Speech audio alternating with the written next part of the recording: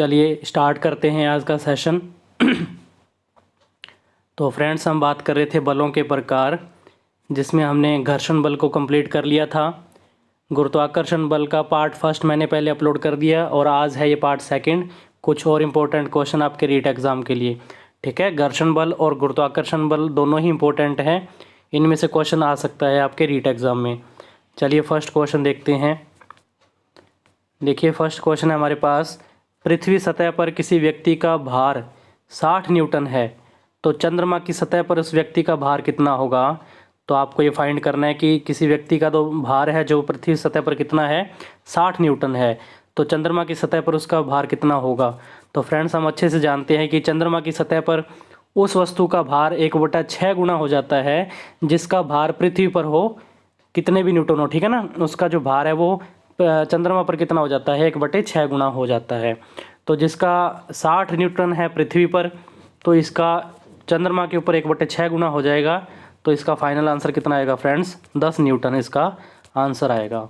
तो इसका जो आपके फर्स्ट क्वेश्चन का राइट आंसर होगा वो होगा 10 न्यूटन। चंद्रमा की सतह पर 1/6 गुना भार हो जाता है पृथ्वी की सतह की तुलना में। नेक्स्ट क्वेश्चन हमारे पास, m द्रव्यमान के किसी पिंड को गहरी खान के तल पर ले जाया जाता है, तब उसका द्रव्यमान बढ़ता है, उसका द्रव्यमान घटता है, उसका भार घटता है और उसका भार बढ़ता है। तो इसका आपको राइट आंसर बताना है कि कोई m द्रव्यमान की वस्तु है जिसको गहराई में ले जाया जाता है फ्रेंड्स। तो जब हम गहराई में जाते हैं तो फ्रेंड्स हम जानते हैं कि जो g का मान है वो क्या होता है, घटता है, ठीक है ना। तो जब भार की बात करें तो भार क्या होता है, W बराबर mg। m जो होता है वो तो द्रव्यमान है, वो तो सब जगह पे नियत है, चाहे कहीं पे भी चले जाए m तो वही रहेगा। लेकिन g के मान में क्या आती है, गिरावट आती है जब हम अलग अलग सतह की बात करते हैं। पृथ्वी सतह पर g का मान सर्वाधिक होता है, जैसे जैसे गहराई में जाते हैं तो g का मान कम होता है, और g का मान कम होगा तो मल्टीप्लाई जब ये m से हो रहा है तो m की वैल्यू में भी क्या आती है, यानी कि इनके फाइनल आंसर में क्या आती है, गुणा करने पर कमी आती है, यानी कि भार में फिर क्या होगी, कमी होगी। जब g के मान में कमी होती है तो भार पे भी क्या होगी, कमी होगी, ठीक है ना। तो इसका आंसर रहेगा आपका भार घटता है। चलिए नेक्स्ट क्वेश्चन, दो द्रव्यमानों के बीच की दूरी दुगनी करने पर द्रव्यमानों के बीच गुरुत्वाकर्षण बल कितना होगा। आपको बताना है कि दूरी जो है उसको दुगना करना है, ठीक है ना भाई। और गुरुत्वाकर्षण बल की बात कर रहे हैं तो हम जानते हैं जो गुरुत्वाकर्षण बल होता है वो व्युत्क्रमानुपाती होता है किसके, दूरी के वर्ग के। और यहाँ पे ये बताया जा रहा है कि दूरी को कितना कर दिया गया है फ्रेंड्स, कि 2 गुना कर दिया गया। तो 2 का यहाँ पे क्या हो जाएगा, स्क्वायर हो जाएगा। तो ये फाइनल कितना रहेगा, ये जो है 1/4 हो जाएगा, यानी कि 1/4 हो जाएगा, ठीक है। गुरुत्वाकर्षण बल कितना हो जाएगा, 1/4 हो जाता है। राइट आंसर इसका बी ऑप्शन हो जाएगा फ्रेंड्स। नेक्स्ट क्वेश्चन, एक वस्तु का द्रव्यमान 10 किलोग्राम है, तो उस वस्तु का पृथ्वी की सतह पर भार कितना होगा। ये मैंने क्वेश्चन आपको टेलीग्राम पर भी दिया था, कईयों के आंसर रॉन्ग आ रहे हैं, वो देखिए ध्यान से आप इसको, कि किसी वस्तु का जो द्रव्यमान है और द्रव्यमान को हम किलोग्राम में ठीक है मेज़र करते हैं, तो उस वस्तु का पृथ्वी की सतह पर भार कितना होगा फ्रेंड्स, भार पूछ रहा है। तो जब भी भार ज्ञात करना होता है तो द्रव्यमान को गुणा किससे कर देते हैं हम, भार ज्ञात करने के लिए द्रव्यमान को गुरुत्वीय त्वरण से यानी कि g के मान से गुणा कर देते हैं। तो आपको m दिया है 10 और g की वैल्यू हम मानते हैं 9.8 है ना। तो इसका जो फाइनल आंसर रहेगा फ्रेंड्स वो होगा 98। इसको मल्टीप्लाई करोगे तो 98, ठीक है ना। और वैल्यू सबसे बड़ी बात होती है, आप यूनिट ध्यान से नहीं देखते, ये न्यूटन आएगा यहाँ पे। भार को किस में मेज़र करते हैं, न्यूटन में। और कई जो है इसको इस वजह से रॉन्ग आंसर लगवा रहे हैं कि वो किलोग्राम समझते हुए, है ना, कि भार को जो है किलोग्राम में देख रहे हैं। तो इसका जो फाइनल आंसर होगा वो होगा 98 न्यूटन, ना कि 98 किलोग्राम, ये भी नहीं होगा, ठीक है ना। इसका राइट आंसर ऑप्शन द हो जाएगा फ्रेंड्स। चलिए, भारहीनता की अवस्था में प्रतिक्रिया बल होगा। जब हम फ्रेंड्स लिफ्ट की बात करते हैं ना, लिफ्ट के अंदर जब हम होते हैं तो मान लो क्या होता है कि जो लिफ्ट की केबल है वो टूट जाती है, तो लिफ्ट जो है स्वतंत्रता पूर्वक नीचे की ओर गिरने लगती है, तो भारहीनता महसूस होती है। तो उस समय जो प्रतिक्रिया जो बल होगा वो होगा फ्रेंड्स 0 होगा। क्या होगा, 0 होगा, आर की वैल्यू 0 हो जाएगी। चलिए, कोई वस्तु भारहीनता महसूस करती है प्राकृतिक उपग्रह में, कृत्रिम उपग्रह में, दोनों में, या इनमें से कोई नहीं। ये भी मैंने क्वेश्चन टेलीग्राम पर डाला है। इसका जो आपका आंसर होगा वैसे तो आपने वहाँ देख लिया होगा, और इसका फाइनल आंसर है कृत्रिम उपग्रह पर क्या होगा, भारीनता महसूस होती है। कारण क्या है फ्रेंड्स, क्योंकि जो प्राकृतिक उपग्रह है उसका कोई ना कोई द्रव्यमान होता है, ठीक है ना। प्राकृतिक उपग्रह का द्रव्यमान अधिक होता है कृत्रिम उपग्रह की तुलना में। तो प्राकृतिक उपग्रह का द्रव्यमान अधिक होने के कारण वह वस्तु जो होती है ना, अपना गुरुत्वाकर्षण बल उस पर लगता है, ठीक है ना। जो प्राकृतिक उपग्रह है वो वस्तु पर अपना गुरुत्वाकर्षण बल दिखाता है, लेकिन कृत्रिम उपग्रह के अंदर जो वस्तु रखी होती है उसके ऊपर कृत्रिम उपग्रह का जो गुरुत्वाकर्षण बल है वो नगण्य होता है। यानी कि कृत्रिम उपग्रह के अंदर अगर कोई भी वस्तु पड़ी है तो उसके ऊपर गुरुत्वाकर्षण बल नहीं लगता, और वो क्या है, स्वतंत्रता पूर्वक उसके अंदर गति करती है, ठीक है ना, फ्लोट करती रहती है। तो हम कहते हैं कि कृत्रिम उपग्रह में क्या होता है, भारीनता महसूस होती है। किसकी तुलना में, प्राकृतिक उपग्रह की तुलना में। चलिए नेक्स्ट क्वेश्चन, यदि किसी वस्तु को कृत्रिम उपग्रह पर डोरी से लटका दे तो डोरी में तनाव अनंत होगा, शून्य होगा, डोरी टूट जाएगी, या इनमें से कोई नहीं। तो डोरी में जो तनाव होगा वो भी क्या होगा, शून्य होगा फ्रेंड्स, ठीक है ना। कृत्रिम उपग्रह की बात कर रहे हैं। नेक्स्ट क्वेश्चन, न्यूटन का गुरुत्वाकर्षण का नियतांक सार्वत्रिक होता है क्योंकि वह सदैव आकर्षण का होता है, वह सौरमंडल के सभी सदस्यों व कणों पर लागू होता है, और यह सभी द्रव्यमान पर सभी दूरियों पर लागू होता है, वह माध्यम से प्रभावित नहीं होता, और फोर्थ ऑप्शन है इनमें से कोई नहीं। तो बिल्कुल जो आपकी फाइनल और जो राइट स्टेटमेंट है इसमें से वो कौन सी है फ्रेंड्स, ऑप्शन सेम होगी, ठीक है ना।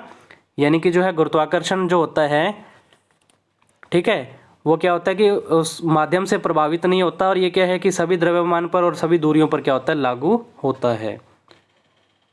चलिए नेक्स्ट क्वेश्चन, ये भी मैंने आपको दिया था इस टेलीग्राम में कि गुरुत्वीय त्वरण जी रख कर, यानी कि जी के आधार पर अपने को क्या करना है, कुछ वैल्यू देखनी है।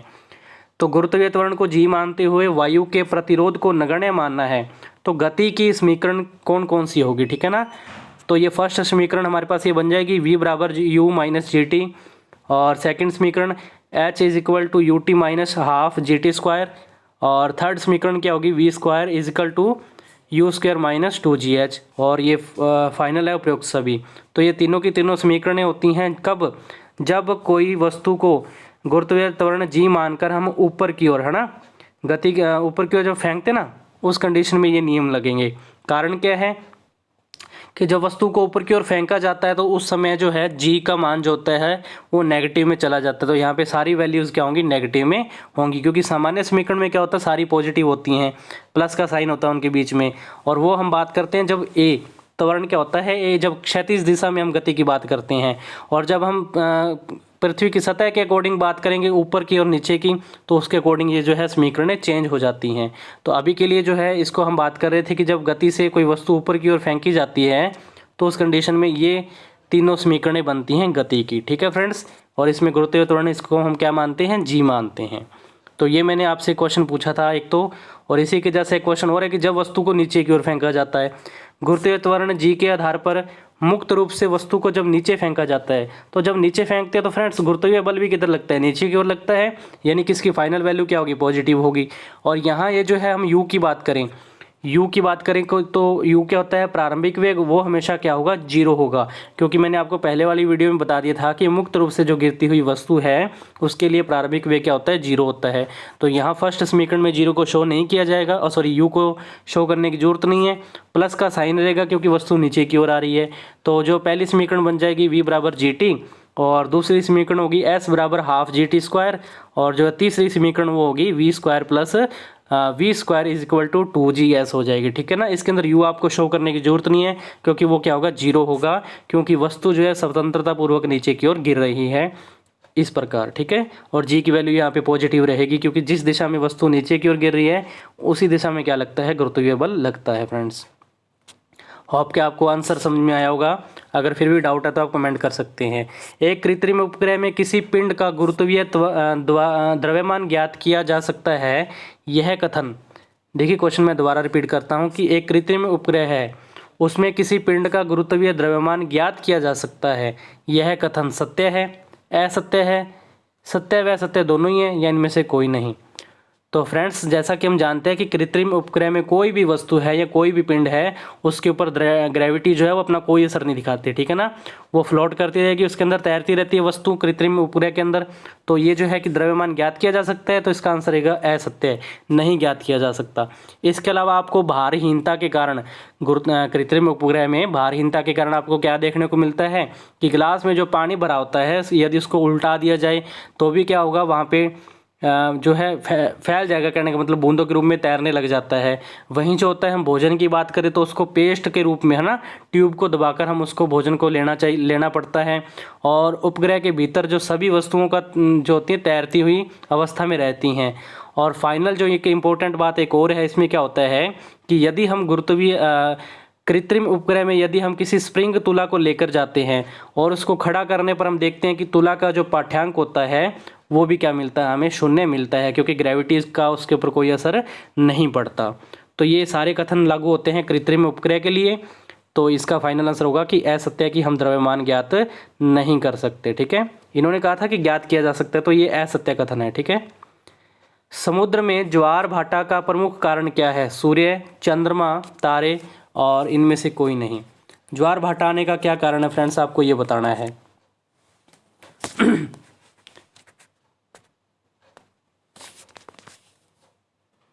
तो ज्वार भाटा का कारण क्या होता है फ्रेंड्स, इसका आंसर रहेगा चंद्रमा। चंद्रमा के कारण ऐसा होता है क्योंकि जो पृथ्वी है और चंद्रमा है, ठीक है ना, इनके बीच में आकर्षण बल लगता है फ्रेंड्स। जब तो चंद्रमा है पृथ्वी की करीब आएगा ना, समीप आता है, तब तो ज्वार उठता है हम कहते हैं। और जैसे जैसे चंद्रमा पृथ्वी से दूर जाता है तो उस कंडीशन में भाटा उत्पन्न होता है। तो चंद्रमा जो एक कारण है कि जिसके कारण क्या होता है, समुद्र में ज्वार भाटा आता है। तो ये थे आपके और इम्पोर्टेंट क्वेश्चन आपके गुरुत्वाकर्षण बल से संबंधित।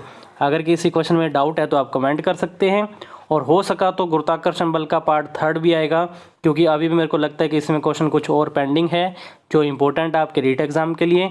तो इसलिए मिलते हैं नेक्स्ट वीडियो में इस टॉपिक को आगे बढ़ाते हुए। तब तक के लिए धन्यवाद।